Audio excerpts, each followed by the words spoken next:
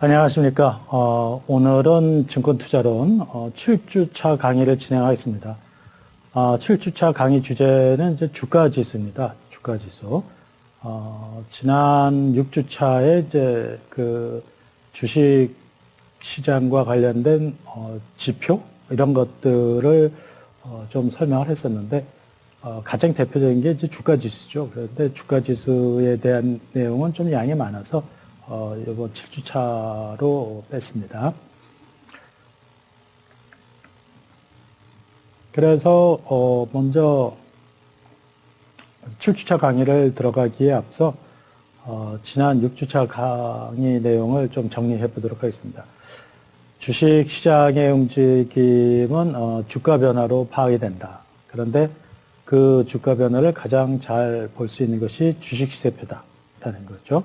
그래서 우리가 주식 시세표를 그 사례로 가지고 한번 설명을 했었는데요. 주식 시세표를 보면은 맨 위에 이제 주가 지수, 그리고 증시 관련 자금 동향이나 개별 종목의 시세 정보가 나타나 있었던 것을 기억하실 겁니다. 그리고 이제 여기서 개자가 빠졌네요. 그래서 개별 종목의 그 시세 정보는 하루 중 이제 시작 가격, 시가라고 하고, 최고 가격, 고가, 최저 가격, 저가, 끝나는 가격, 종가 등으로 구분이 되며, 전일 종가 기준으로 당일의 주가 상승폭, 하락폭이 결정이 된다. 그러니까 시작 가격을 기준으로 그 상승폭, 하락폭이 결정되는 것이 아니고, 전일 종가 기준으로 그 주가 상승폭, 하락폭이 결정이 된다는 얘기입니다. 그리고 증시 관련 그 지표로 자금 동향을 볼 수가 있는데요. 자금 동향은 어떤 것들이 있는가 하면은 예탁금, 미수금, 또 신용융자, 또 대주 이런 것들이 있다 이거예요. 그래서 이런 그 자금 동향은 증시 변동에 따라서 일정한 관계를 갖고 움직이기 때문에 관찰할 필요가 있다는 말씀을 드렸고요. 그리고 예탁금은 고객이 맡겨놓은 돈이고 주식을 사기 위해서, 그리고 미수금은 증권회사가 고객으로부터 받아야 될 돈이에요. 그리고 신용융자는 증권회사가 이제 돈을 빌려준 거고, 대주는 주식을 빌려준 겁니다. 그래서 강세 시장이 예상되면 사람들이 주식을 사려고 하기 때문에 그 예탁금이 증가를 한다 이거예요. 그리고 또 약세 시장이 예상이 되면은 주식을 빌려서라도 내다 팔아가지고 현금화 시키려고 하기 때문에 대주가 증가한다 이거예요. 대주. 대주는 그 고객의 입장에서는 공매라고 한다고 그랬죠. 공매. 주식이 얼마나 활발하게 거래됐는가를 나타내는 지표도 있는데, 그게 이제 거래량 회전율과 거래대금 회전율이다 이거예요.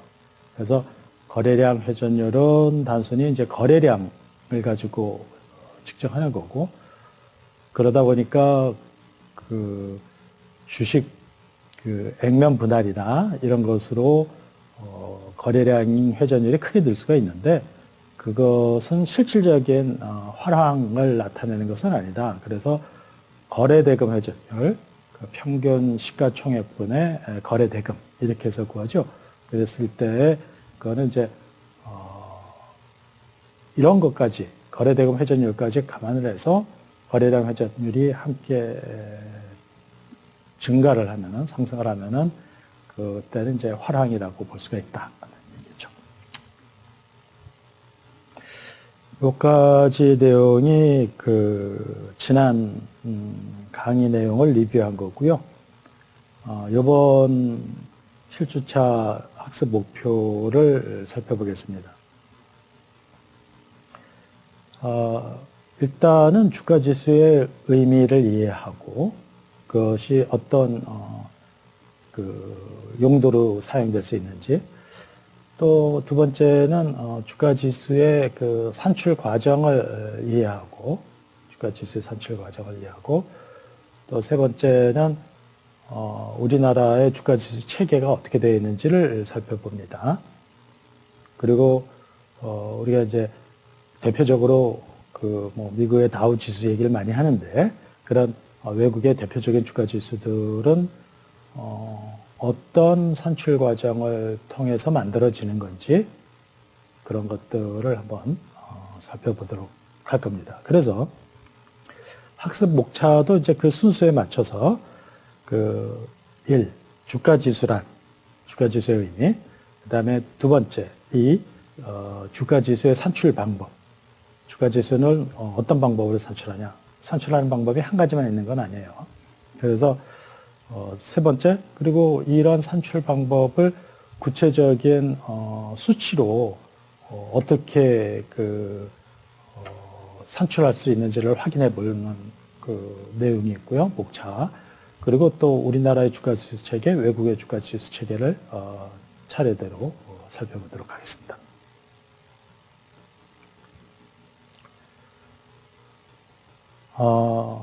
첫 번째 그 주가 지수입니다. 주가 지수. 증권시장 그 지표, 주가 지수는 증권시장의 지표다. 증권시장의 전반적 동향을, 그러니까 개별 종목 말고요, 시장 전반적인 동향을 나타내는 지표를 이제 증권시장 지표라고 하는데, 대표적인 증권시장 지표는 이제 주가 지수다 이거예요. 그렇지만 이제 우리가 지난 시간에 6주차에서도 살펴봤지만, 거래 금액 또는 거래량이 어떻게 변동하는지, 또는 주가 상승 종목이나 하락 종목이 몇 개나 되는지, 또 고객 예탁금이 또 대주 이런 것들이 어떻게 변하는지, 이런 것들도 증권시장의 지표다 이거예요. 그리고 거래량, 회전율, 거래대금 회전율 이런 것도 증권시장 지표가 되겠는데, 이제 여기에 주가 수익 비율이라는 것도 있어요. 그래서 주가 수익 비율은 우리가 이제 그 뒤에서 자세히 살펴볼 건데, 보통 이제 PER 또는 PER라고 합니다. 그래서 이거는 미리 간단하게 얘기하면은 주당 순이익 EPS라고 해요. EPS를 주가를 EPS로 나눈 거예요. 그러니까 주당 순이익과 주식 가격의 그 비율이라고 볼 수 있죠. 그래서 주식 가격이 크면 클수록, 높으면 높을수록 퍼가 높아지는 거죠. 그래서 그 퍼도 그 증권시장 지표로 사용이 됩니다. 뭐 이뿐만 아니라 퍼는 여러 가지 용도로 많이 쓰이기 때문에 증권 투자론에서는 굉장히 중요한 그 개념이 되겠어요. 뒤에서 자세히 살펴보도록 하고, 그러나 이렇게 여러 가지 시장 지표가 많아도 역시 대표적인 것은 주가 지수다 이거예요. 주가 지수. 그래서 주가 지수는 어떤 시점을 기준 시점으로 하고, 그 주가들이 그 기준 시점의 전체적인 가격 그 평균 수준을 100으로 합니다. 100. 그리고 비교 시점의 가격 수준을 이에 대한 상대치로 환산해서 산출한 거. 그래서 그걸 주가 지수라고 해요. 그러니까 예를 들어서 1980년의 주가를 100으로 놓고 그 2020년에 그 100이었다는 100으로 봤던 그 주가 수준이 여기서 얼마로 되냐. 이게 주가 지수예요. 그러니까 기준 시점을 100으로 놓고 비교 시점의 주가 수준을 얼마로 나타낼 수 있느냐. 이게 주가 지수란 말이에요. 그러니까 요런 값을 산출하기 위해서는 이런 식을 쓰는 거죠. 기준 시점의 주가 수준 분의 비교 시점의 주가 수준 곱하기 100. 그러니까 기준 시점을 100으로 놓고 이게 얼마냐. 이것을 나타내는 게 주가 지수예요. 그래서 스톡 프라이스 인덱스라고 합니다. 그러니까 1980년에 주가 수준이 예를 들어서 평균 5,000원이었다. 5,000원이었다 이거. 그때 주가가. 그런데 지금은 주가 수준이 평균적으로 보니까 3만 원이 됐다. 그러면은 어떻게 돼 있어? 5,000원 분의, 그렇죠? 어떻게 구해요? 이게 5,000원 분의 3만 원 곱하기 100. 그러니까 600이 되지 않겠습니까? 그래서 이 600이 바로 주가 수준이다. 이러는 거예요. 자, 이런 주가 지수를 의미가 뭔가, 주가 지수의 의미가 뭔가 특징을 한번 살펴보도록 하겠습니다. 주가 지수의 산출 시기나 의미는 이제 아까 설명을 했고, 좀 전에 설명을 했고, 이제 이 주가 지수가 갖는 특징을 설명하도록 하겠습니다. 첫 번째가 그 특정 시점의 경제 및 사회 상황을 대표한다 이거예요. 그래서 이를테면은 오늘 주가 지수가 크게 떨어졌다라고 하면은 오늘 뭔가 그 경제적으로 사회적으로 안 좋은 상황이 생긴 거예요. 그래서 우리가 그 예를 들면은 우리나라의 상황의 경우에는 이제 북한에서 그 핵 실험을 했다든가 뭐 이런 것이 되면은 그 주가가 크게 떨어지고 또 그 코로나 그 바이러스 뭐 이런 것들이 있어가지고 주가가 크게 떨어지고 이런 것들이 그 경제 및 사회 상황을 나타내는 거죠. 두 번째, 이게 이제 주가 수준은 기업이 그 이익을 많이 내면은 주가가 높아지고 그래서 주가 지수가 높아지는 건데 그런 주가의 기업의 과거 성과가 일단은 반영이 되죠. 그런데 미래의 기업 활동까지도 그 주가에 반영이 돼요. 그게 무슨 말이냐면은 삼성전자가 어떤 그 신제품을 개발을 하려고 그 특정 분야에 투자를 많이 했다라고 하면은 거기에서 미래에 큰 수익이 생길 거라고 생각해서 주가가 오른다 이거예요. 그래서 물론 그동안 올린 성과가 많으면은 주가가 높아지지만 미래의 그 활동이 예상되는 것까지도 주가에 반영이 된다 이거예요. 그래서 그 미래의 경기 예측을 하는 선행 지표가 되기도 한다 이거예요. 그래서 실제로 우리가 이제 뒤에서 공부하겠지만 증시의 동향은 실물 시장을 항상 앞서가요. 그래서 그걸 선행 지표라고 합니다. 선행 지표. 세 번째, 과거 주가 지수의 변화는 미래 투자 결정에 유용하게 이용이 됩니다. 그래서 과거의 주가 패턴이 이러했다라고 하면은 그 주가 패턴을 이용을 해서 앞으로도 이렇게 되지 않을까? 그러니까 왜냐면은 이제 어떤 주가 패턴은 반복돼서 나타나는 경우가 많습니다. 그러다 보니까 그것을 이용해서 미래 투자 결정에 이용을 한다. 그러니까 주가 지수가 그동안 어떻게 변해왔느냐 그걸 보고 그렇게 이제 과거의 정보를 이용을 해서 미래의 투자 결정에 활용하는 것을 이제 기술적 분석이라고 해요. 그래서 그거를 테크니컬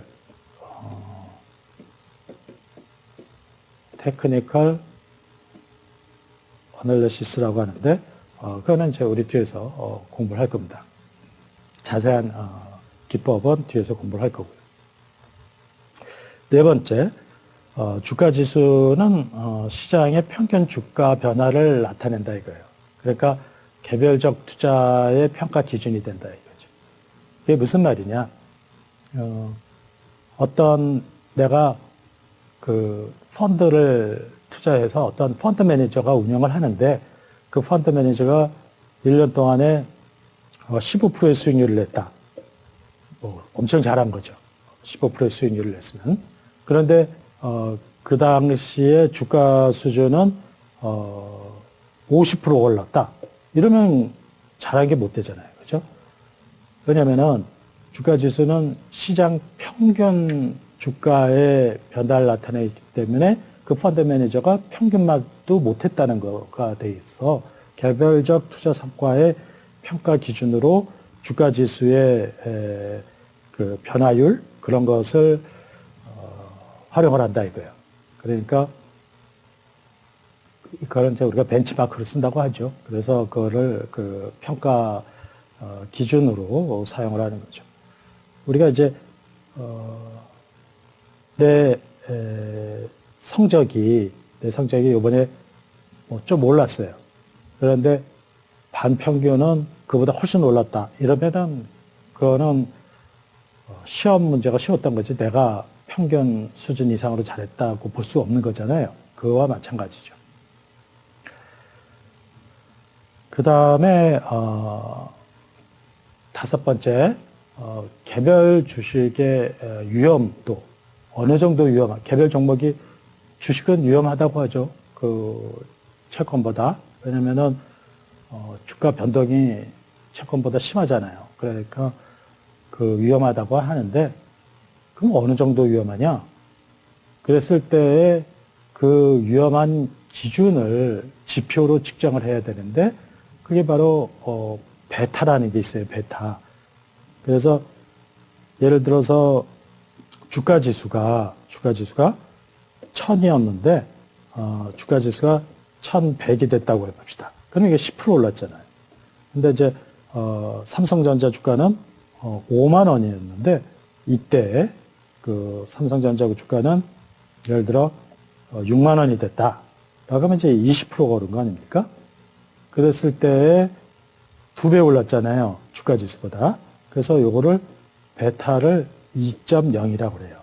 그러니까 개별 주식의 주가 변동이 주가 지수의 변화율의 몇 배냐는 것이에요.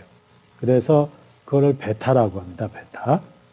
그러면은 베타가 큰 거를 주식을 사면은 좋은 거네요. 그렇지는 않아요. 왜냐면은 이건 오를 때 얘기고 떨어질 때도 이게 900으로 떨어졌다. 그러면 10% 떨어졌지 않습니까? 그런데 그러면은 이거는 얼마가 된다고요? 4만 원이 되는 거예요. 그러니까 이거 20%가 떨어지는 거죠. 그러니까 변동 폭을 얘기하는 거지 이익이 날 때 더 많이 이익만 많이 난다는 게 아니에요. 떨어질 때도 더 크게 떨어진다는 거죠. 그래서 그 우리가 이제 종목들마다 그 베타라는 값이 있어요. 그래서 금융 포털에 들어가서 개별 종목을 그 검색을 해보면은 개별 종목과 관련된 정보들이 여러 가지가 나오는데 그중 어느 한 구석에 보면 베타라는 게 있습니다. 그게 바로 시장 전체의 변화, 주가 지수의 변화에 대해서 그 개별 종목은 얼마만큼 변동하느냐는 그 sensitivity, 그러니까 민감도를 얘기를 하는 겁니다. 자, 이제 주가 지수에 대한 그 설명은 마쳤고요. 그 개요는 마쳤고 구체적으로 주가 지수를 그러면은 어떻게 산출하느냐 하는 것을 살펴보도록 하겠습니다. 그래서 주가 지수의 산출 과정을 먼저 표로 나타내면은 이래요.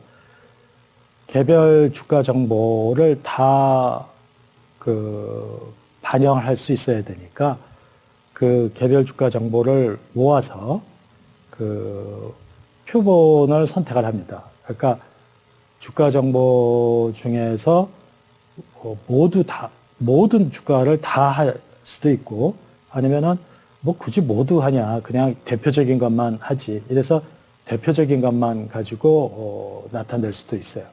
그래서 제일 먼저 개별 주가가 있으면은 표본을 선택을 해야 돼요.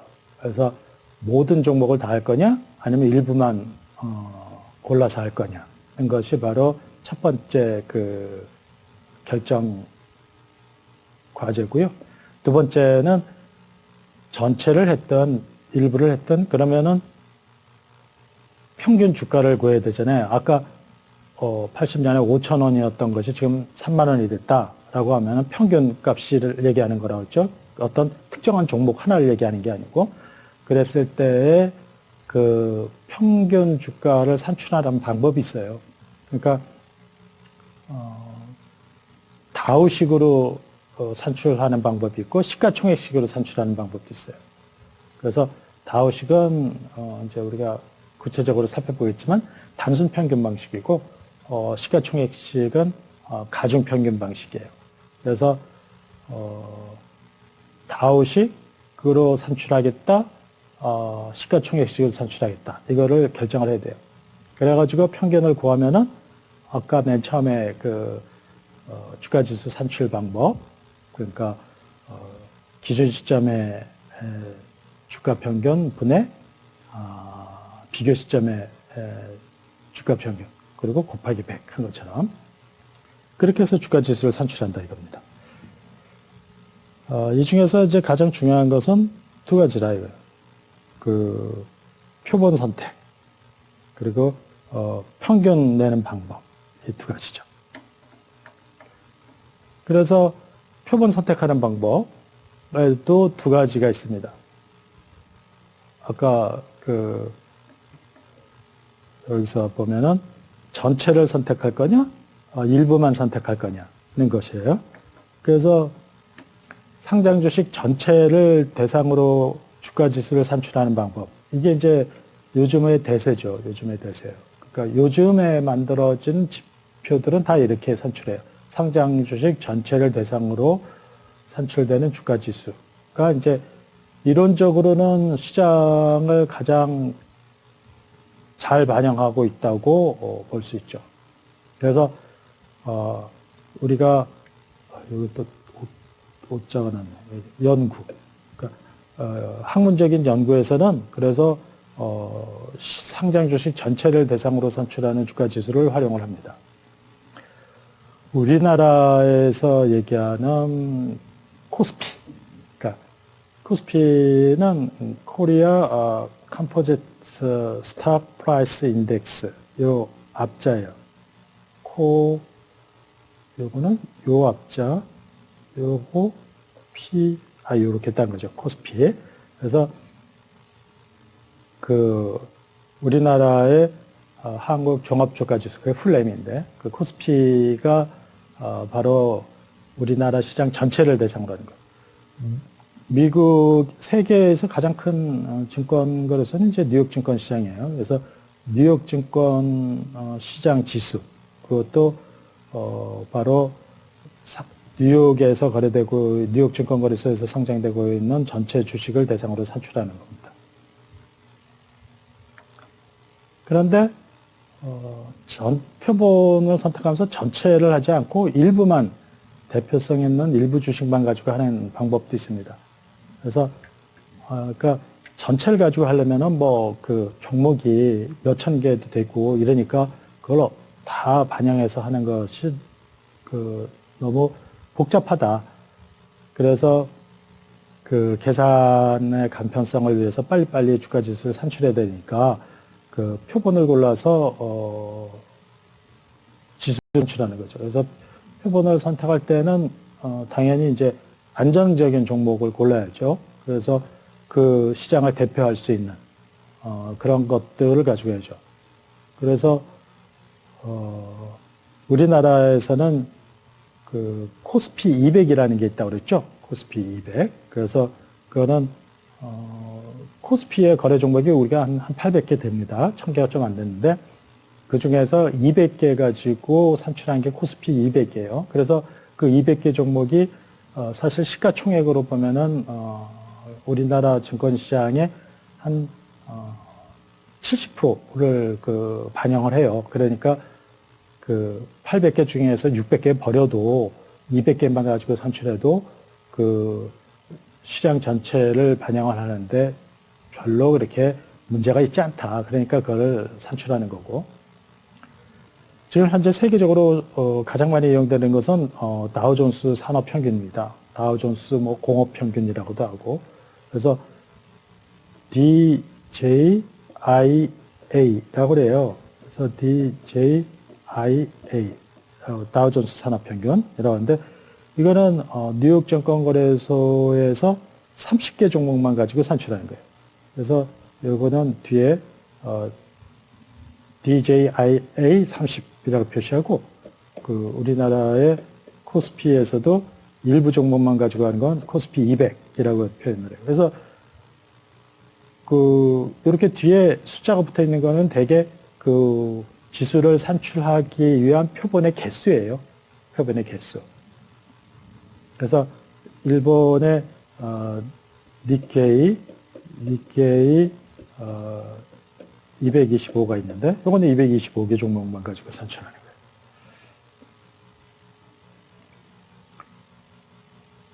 그리고 자, 이제 그 두 가지 얘기를 했죠. 그 표본을 전체로 할 거냐, 아니면 일부만 할 거냐.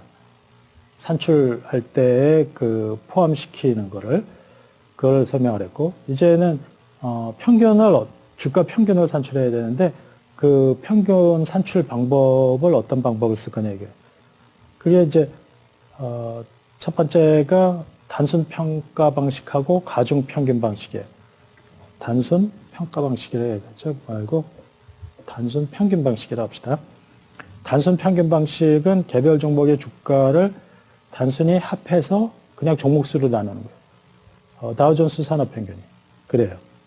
그래서 다우식으로 산출한다고 하면은 바로 이런 단순 평균 방식입니다. 그래서 다우식 방법이 약간 이제 그 문제가 있긴 한데, 그것은 이제 평균을 산출할 때 높은 주가를 가진 주식이 들어가 있으면은 그 주식이 지수 변동에 가장 큰 영향을 주게 돼요. 그래서 그 시장 전체를 반영하는 데는 조금 문제가 있는 거 아니냐, 이런 이의도 제기되고 있죠. 가중 평균 방식은 개별 종목의 시가총액을 가중치로 해서 평균값을 구하는 방법이에요. 그러니까 우리가 시가총액이 뭐라고 그랬어요? 일주당 시장 가격에다가 발행 주식 수를 곱해서 산출하는 거라고 그랬죠? 시가총액이. 그래서 시가총액을 가중치로 산출하기 때문에 이거를 시가총액식이라고 하는 거죠. 시가총액식이라고. 그래서 단순 평균 방식이냐, 가중 평균 방식이냐, 이렇게 나눌 때, 그, 단순 평균 방식은 다우식, 그리고 가중 평균 방식은 시가총액식이라고 얘기합니다.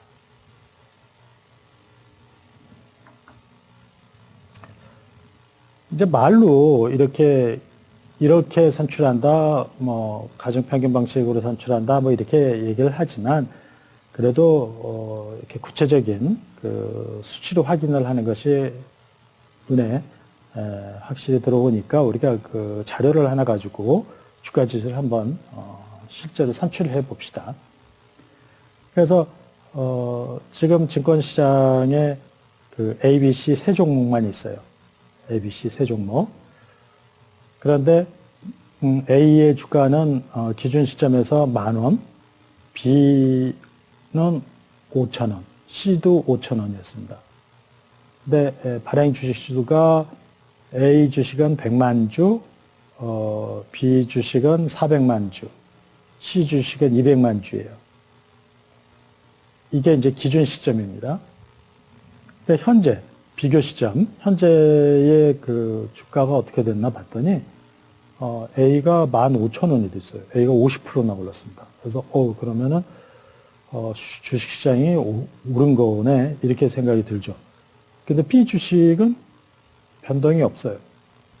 C 주식은 어떻습니까? C 주식은 떨어졌어요. 그러니까 C 주식은 떨어지고 A 주식은 오르고 B 주식은 가만히 있어요.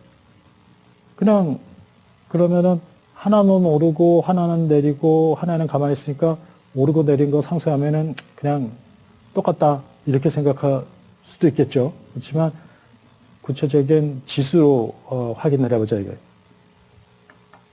그래서 다우식을 먼저 설명을 할게요. 다우식으로 산출할 때는 제일 먼저 뭘 해야 된다고 그랬어요? 그 주가 평균을 구해야 돼요. 다우식으로 평균할 때는 단순 평균 방식이라고 그랬죠. 단순 평균 방식은 그냥 A의 주가는 10,000원, B의 주가는 5,000원, C의 주가는 5,000원이니까 이 세 개를 그냥 합쳐서 3으로 나누는 거예요. 그러면은 10,000원, 5,000원, 5,000원이 20,000원이죠. 3으로 나누면은 6,666원.666 이렇게 하니까 667원이라고 합시다. 그래서 기준 시점에서의 평균 주가는 6,667원이에요. 그런데 현재 시점에서는 15,000원, 2,000원, 잠깐만요. 이렇게 수치가 조금 이상합니다.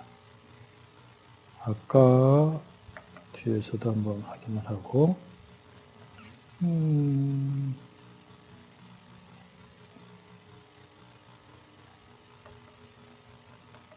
어떻게 됐어요? 이게 조금 잘못됐구만요.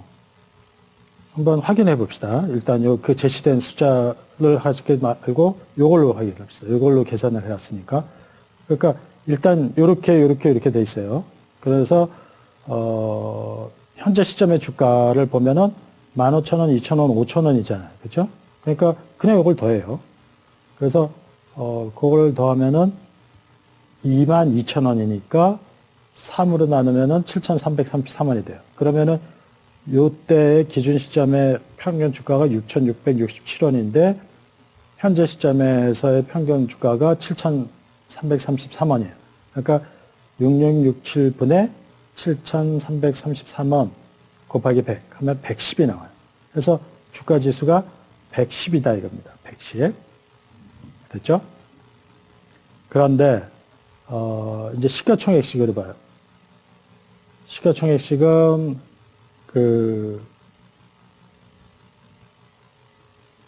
A 주식이 10,000원이니까 10,000원에다가 발행 주식수 곱합니다. 그럼 이게 100억 원이에요. 100억 원. 그리고 B 주식은 5,000원인데 400만 주니까 5,000원 곱하기 400만 주 하면은 200억이에요. 200억. 이게 100억, 요게 200억. 그리고 C 주식은 기준 시점에서 5,000원인데 200만 주니까 요게 얼마가 돼요?